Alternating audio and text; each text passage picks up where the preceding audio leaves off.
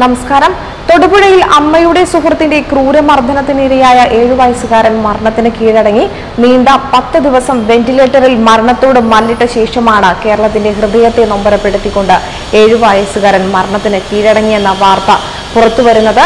Kolenchery medical college ആശുപത്രിയിൽ ചികിത്സയിലായിരുന്നു കുട്ടിയെ സംസ്ഥാന സർക്കാർ ചുമതലപ്പെടുത്തിയ ഡോക്ടർമാരുടെ മെഡിക്കൽ സംഘം സന്ദർശിച്ച് വരികയായിരുന്നു.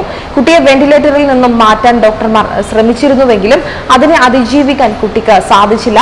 അമ്മയുടെ സുഹൃത്തായ യുവാവിന്റെ ക്രൂരമർദ്ദനത്തിൽ തലയോട്ട് പൊട്ടിയ നിലയിലാണ് കുട്ടിയെ ആശുപത്രിയിൽ പ്രവേശിപ്പിച്ചത്. കഴിഞ്ഞ 28-നാണ് അമ്മയുടെ സുഹൃത്തായ അരുണാനന്ദിന്റെ ക്രൂരമർദ്ദനമേറ്റ 8 വയസ്സുകാരനെ സ്വകാര്യ ആശുപത്രിയിൽ പ്രവേശിപ്പിക്കുന്നത്. കുട്ടി കളിക്കുമ്പോൾ താഴെ വീണ് പരിക്കേറ്റതെന്നാണ് ആദ്യം പറഞ്ഞിരുന്നത്.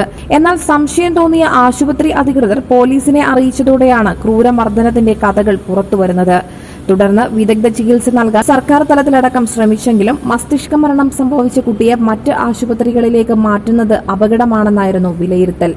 മെഡിക്കൽ ബോർഡിന്റെ സാന്നിധ്യത്തിൽ 2 ദിവസങ്ങൾക്ക് മുമ്പ് അല്പനേരം വെന്റിലേറ്റർ മാറ്റിനോക്കിയെങ്കിലും സ്വയം ശ്വസിക്കാനുള്ള ശ്രമമുണ്ടായില്ല. തലച്ചോർ 1% പോലും പ്രവർത്തിക്കുന്നുമുണ്ടായിരുന്നില്ല. എന്നാൽ കുട്ടിയുടെ കുടൽ, ഹൃദയം, വൃക്കകൾ തുടങ്ങിയ ആന്തരിക അവയവങ്ങൾ പ്രവർത്തിക്കുന്നുണ്ടായിരുന്നു. ഈ സാഹചര്യത്തിൽ ദ്രവരൂപത്തിലുള്ള ഭക്ഷണം ഇന്നലെ വരെ കൊടുത്തിരുന്നു. എന്നാൽ ചെറിയ തോതിൽ പ്രവർത്തിച്ചിരുന്ന മറ്റ് അവയവങ്ങളും ഇന്ന് രാവിലെയോടെ പ്രവർത്തനം നിലച്ചു. രക്തസമ്മർദ്ദം മരുന്നുകളുടെ സഹായത്തോടെയാണ് നിലനിർത്തിയത്. ഇന്ന് മരുന്നുകളോടും പ്രതികരിക്കാതെയായി.